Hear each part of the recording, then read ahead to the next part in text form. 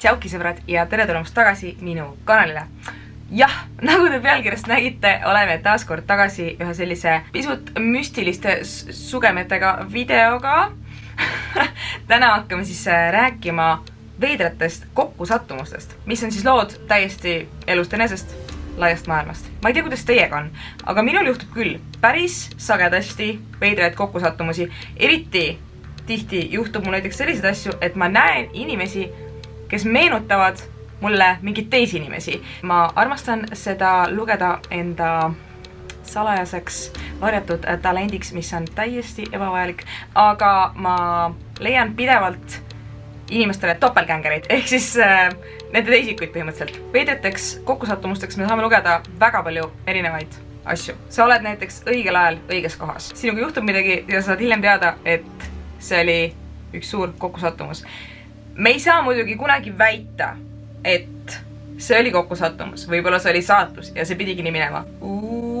Getting creepy. Igatahes. Ma ajan juba iseennast täiesti segadusse, nii et lihtsalt hakkame selle videoga juba peale. Täna ma räägin teile siis 5 erinevast juhtumist, mis on minu meelest päris põnevad ja ma jätan selle siis teile endale otsustada, kas need olid kokkusattumused või oli see midagi muud.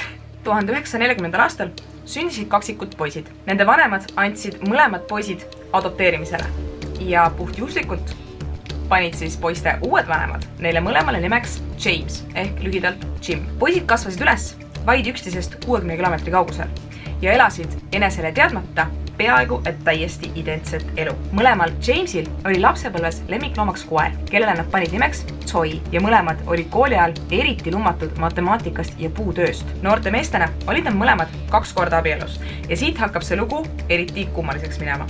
Mõlema mehe esimese abikaasa nimi oli Linda ja kui nad olid mõlemad lahutanud ja abielusid uuesti, oli nende mõlema teise naise nimi Betty. Mõlemal mehel sündis üks poeg ja nagu te juba arvata võite, oli mõlemal pojal täpselt üks ja sama nimi, James Allan. Mõlemad mehed omasid autona Chevrolet ja töötasid korrakaitses. Et mehed olid tegelikult terve elu oma kaksikvenna olemasolust teadlikud, otsustaski üks neist lõpuks 37-aastasena oma venna üles otsida. 1979. aastal kohtusid James ja James lõpuks esmakordselt. Ilmselgelt olid mehed ka ise äärmiselt šokeeritud, kui avastasid, et nende elud on olnud suuremal osal identsed. Kui mõni kaksik seda videot vaatab, kirjuta siia video alla kommentaaridesse, mis sa sellest seosest arvad ja kas kaksikutel on siis see mingi eriline mentaalne side võrreldes siis lihtsalt õdede ja vendadega. Meie järgmise teema peakangelane on Violet Jessop,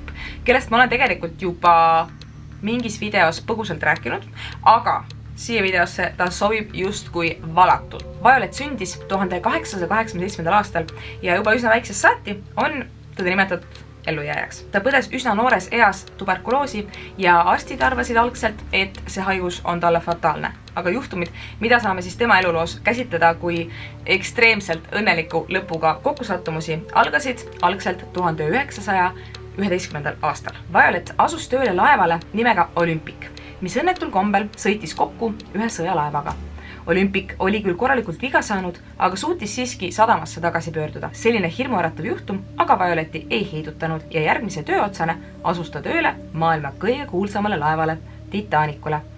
Ilmselgelt oleme me juba kõik Titanicu hirmsa saatusega kursis, aga Violetil õnnestus olla ühest vähestest, kes laevalt eluga pääses. Aastal 1916 asus Violet tööle taaskord White Star Line kruiisilaevale, aga seekord juba Briti Punase Risti heaks.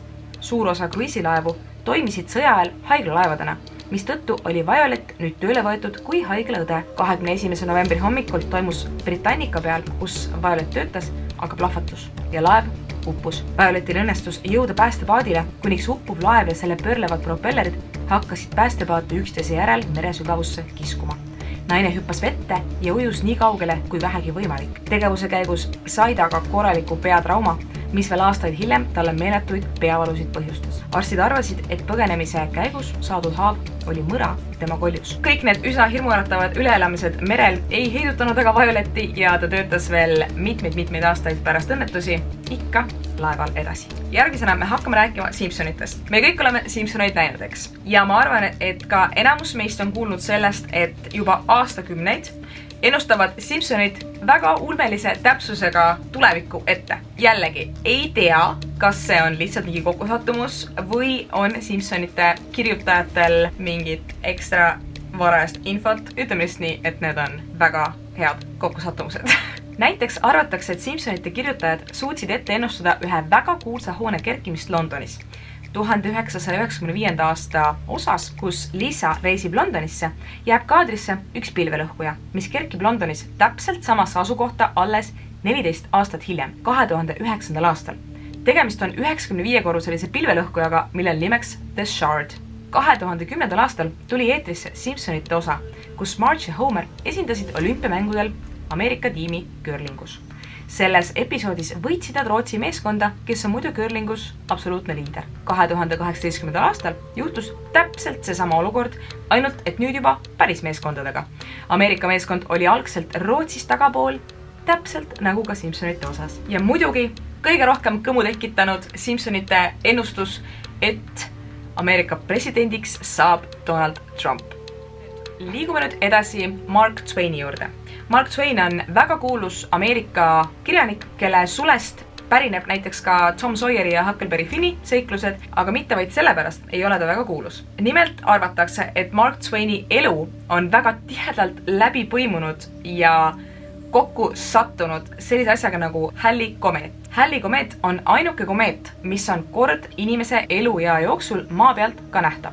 Komeet ilmub umbes iga 74 aasta järel ja viimati sai komeeti vaadelda 1986. aastal. Järgmine kord saab seda teha eeldatavasti aastal 2061. Mark Twain ja Halley komeet annavad aga ainest taaskord üheks kummaliseks kokkusattumuseks. Esmalt saab kokkusattumuseks lugedes seda, et Mark sündis täpselt samal päeval, kui Halley komeet maalt vaadeldav oli, 30. novembril 1835. See daatum oli tema jaoks edaspidises elus väga oluline verstapost. Ta ennustas, et kui maale saabus ta koos komeediga, siis lahkub ta siit samuti koos komeediga. Aastal 1910, 20. aprillil saabuski taas Halley komeet vaadeldavasse kaugusesse ja Mark Twain suri sellele järgneval päeval. Taaskord ei tea, kas tegu on lihtsalt väga veidra kokkusattumusega või teadis Mark Twain midagi ette.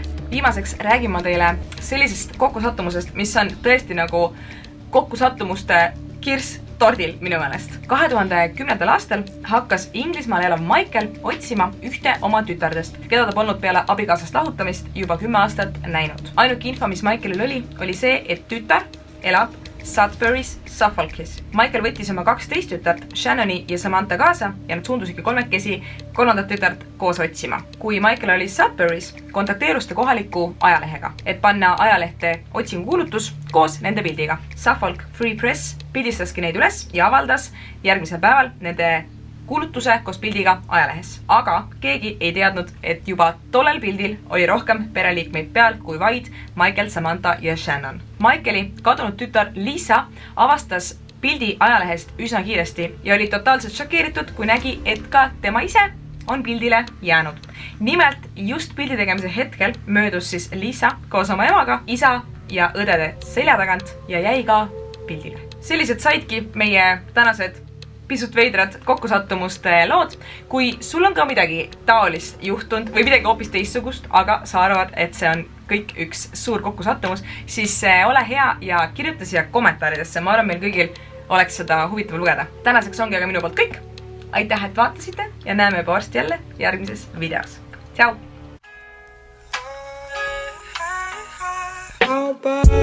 Just know